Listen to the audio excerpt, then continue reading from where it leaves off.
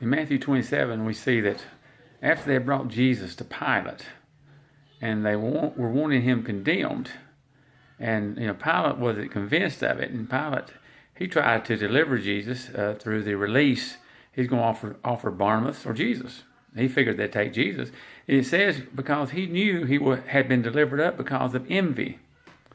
What does that mean? Well, it means these rulers, they wanted the people looking to them. They didn't care who Jesus was. That they weren't interested in the miracles he had done. But Jesus was taking the people's hearts away from them. So because of envy, they did this. Now that is the spiritual world dealing with the earthly world. See, the chief priests were only interested in the earthly world. And of course, we can look at the fact that, like our earthly world, we got our people we call leaders, and we're trying to elect a president. We only have two choices. And I, for one, do not want Hillary Clinton. I think that would be terrible.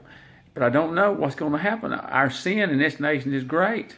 And I believe God gives the nation according to their sin. He may just give us Hillary because of our wickedness. I pray that's not the case. But think about Donald Trump. Now, of course, he's a man like any other man. Now, you may want to prescribe something worse about him.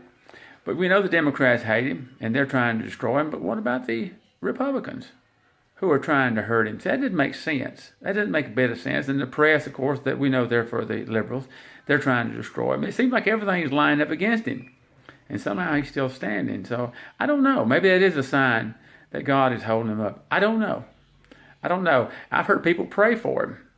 They pray for him in Jesus' name while he's there. Now, you try to get the Democrats to pray for each other in Jesus' name. I don't think you'll have that happen. They don't do that. They don't want to offend anybody. Of course, I heard one prayer by a lady, and she was praying in Jesus' name, but she said something I don't think was quite right. She asked the Lord for deliverance, and she said, let that deliverance be in the form of Mr. Trump. Don't ever tell God how to give you deliverance. What you should pray, if you want him to be your president, I understand that. I understand if you want to pray for God to give Donald Trump as our president, I'm okay with that. But ask this: ask that God give him a heart to lead us. Ask God to give Donald Trump the eyes to see and ears to hear and a heart to understand, that he will conform him into a leader that would be a godly leader. I think that's appropriate, but don't tell God how to deliver us. Just something to think about.